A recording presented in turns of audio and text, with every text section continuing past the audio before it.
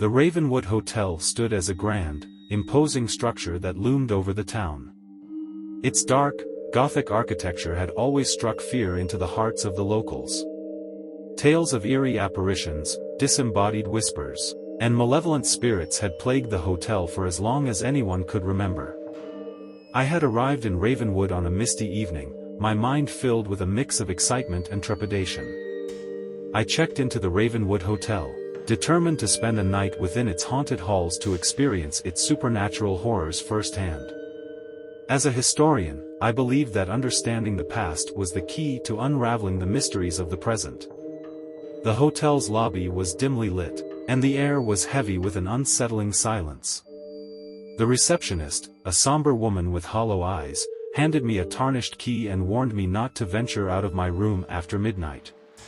Her words sent a chill down my spine, but I brushed them off as mere superstition. My room was on the top floor, a small, dimly lit chamber with ancient, creaking floorboards and heavy, moth-eaten curtains. It was a place where time seemed to stand still, and I couldn't help but feel as though the very walls held secrets of the past. As night fell, I settled into the room, my research notes spread out before me.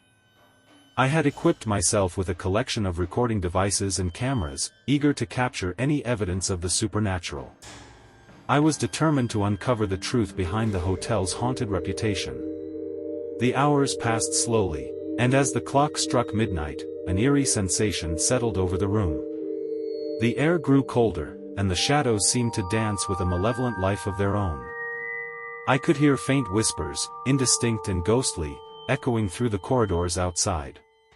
Despite my unease, I pressed on, determined to document any supernatural activity. I set up my recording equipment and began to ask questions aloud, inviting any restless spirits to communicate with me. It was then that I felt a chilling presence in the room. The temperature plummeted, and a spectral figure materialized before me, a woman in a tattered, blood-stained dress. Her eyes were hollow sockets, and her face bore the scars of untold suffering.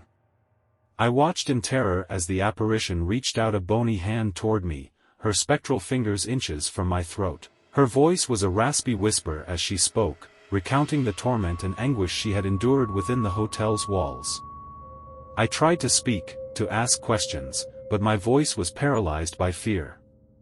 The apparition's gaze bore into my soul, and I could feel her malevolence, a deep-seated hatred that had festered for centuries. With a sudden burst of energy, I managed to escape the room, slamming the door shut behind me.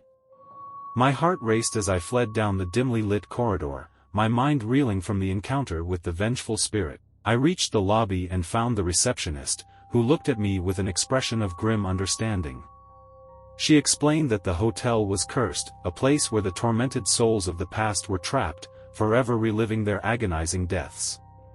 The receptionist led me to a small, hidden room in the hotel's basement, a chamber filled with ancient tomes and manuscripts detailing the dark history of the Ravenwood Hotel. It was a place where the secrets of the past were kept, a repository of knowledge about the malevolent spirits that haunted the hotel. As I delved into the records, I learned of the hotel's dark and sinister past. It had been a place of unspeakable cruelty, a site of torture and suffering during a period of religious persecution in the town's history. The spirits of those who had perished in the hotel's dungeons were said to be the source of its supernatural horrors. Determined to confront the malevolent spirits and put an end to their torment, I returned to my room with a newfound resolve. Armed with the knowledge I had gained, I began a series of rituals, hoping to communicate with the restless souls and offer them a chance at redemption. The night was long and harrowing, filled with eerie apparitions and ghostly voices. The spirits of the past seemed to resist my efforts, their hatred and anguish palpable, but I persisted, determined to bring peace to the hotel and its tormented souls. As dawn broke, a sense of calm settled over the room. The malevolent spirits had finally relented, their vengeful energy dissipating. I knew that their suffering had not been erased, but I had managed to offer them a glimmer of hope, a chance to move on from the darkness that had bound them for centuries. I left the Ravenwood Hotel with a heavy heart, knowing that its haunted reputation would forever be a part of its history. But I had also played a role in bringing closure to the tormented spirits that had once called it home. As I walked away from the hotel, I couldn't help but wonder about the countless other places in the world that harbored similar secrets and malevolent spirits. The supernatural, it seemed, was a realm of endless mysteries, a world where the past and the present converged in haunting and chilling ways.